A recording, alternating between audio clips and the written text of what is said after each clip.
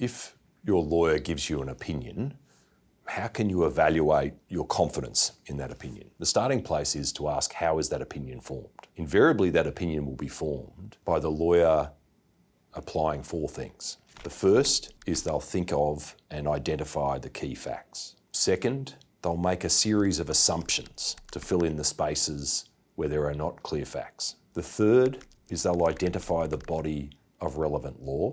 And the fourth is they'll apply a process of reasoning to identify how the law applies to those facts and assumptions to reach a conclusion about the likely legal consequence. To understand and to assess the level of confidence in that opinion, you can ask questions about each of those elements.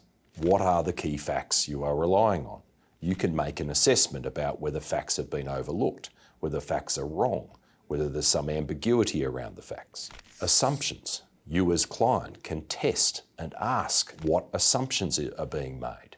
You can test whether those assumptions are sustainable. You can ask whether there is information that can be gathered in order to ensure that assumption is right and sustainable. And when we get to the relevant law, you just want to understand what the relevant law means so that you can make transparent the reasoning process of the lawyer. So if every opinion is formed with this basic formula, well then you'll know if the facts are wrong or facts are missed, then the opinion is likely to be wrong.